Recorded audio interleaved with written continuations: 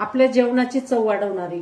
भाजी आवडत नाही मग असं लोणचं करून भाजी बरोबर तुम्ही खा, नक्कीच भाजी पण आवडेल आणि आपल्या जेवणाची खूपच छान चव वाढेल. चटपटीत असं आपण हे लोणचं बनवून घेतलेले. ना भाजायचं टेन्शन ना काही, पटापट थोडेसे कच्चे मसाले टाकले, चटपटीत आपलं 2 मिनिटात असं हे तयार होतं. मग चला मी पुढील रेसिपीमध्ये तुम्हाला दाखवते कसं बनवलं मी.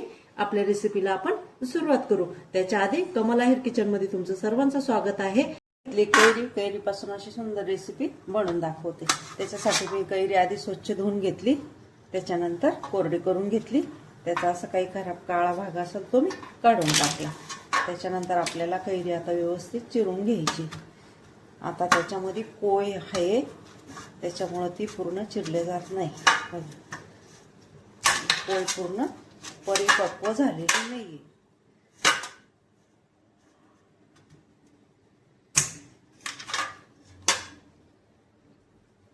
आता आपल्याला पोय काढून घ्यायची बाजूला.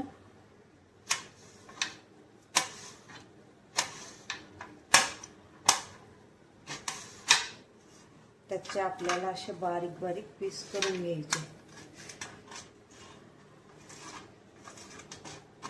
असे पूर्ण असे बारीक करायचे. आता याच पद्धतीने मी सर्व कैरीचे असे बारीक पीस करून घेते. अशी कैरी इथे कापून घेतलेली. आता एका बाउल मध्ये आपण ती काढून घेऊ.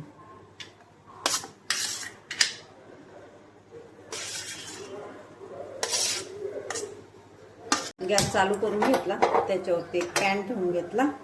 पॅन तापतोय आपल्याला तोपर्यंत मी तुम्हाला आपण जी कैरी घेतली ही पक्की झालेली नव्हती, तिच्यामध्ये अशी जी पोय निघाली बघा, कच्ची पोय, याची पण मी रेसिपी टाकणार आहे. तुम्ही जर कैरी वापरत असाल त्याच्यात अशी पोय निघाली ती फेकू नका, त्याचे खूप फायदे आहे.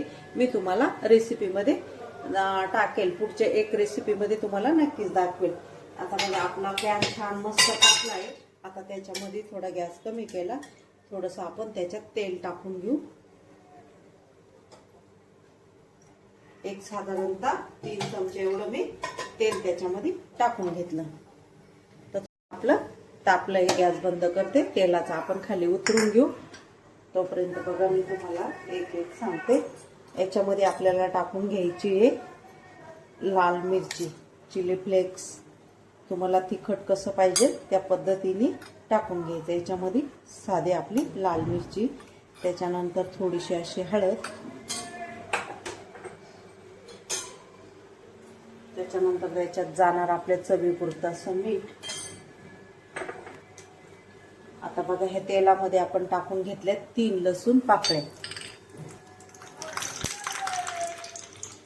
त्याच्यात टाकून घ्यायचं थोडं चिमूटभर असा हिंग, त्याच्यात थोडीशी अशी बडीशोप, एक आपली हिरवी विलायची, एक लवंग, 2 त्याच्यामध्ये मिरी, 2-3 असे धने घेतले. थोडेसे धने पण टाकून घेतले. आपल्याला हे मसाले असेच टाकून घ्यायचे. छान आता मस्त असं मिक्स करून घेऊ. चटपटीत आपलं जेवणाची चव वाढवणारं असं हे लोणचं. याच्या तुम्ही उभ्या फोडी करा, आडव्या फोडी करा तरी पण चालू शकते. याच्यामध्ये तुम्ही गूळ वापरू शकता किंवा थोडी साखर पण टाकली तरी चालेल लहान मुलांना खाण्यासाठी. छान असं मस्त चटपटीत आपलं लोणचं हे तयार झालं. साधं व सिंपल, रोजच्या जेवणासाठी लगेच आपण बनवून खाऊ शकतो. ही जर रेसिपी आवडलीच तर चॅनलला लाईक, शेअर, सबस्क्राईब करायला विसरू नका. ह्या पद्धतीने तुम्ही पण बनवून बघा.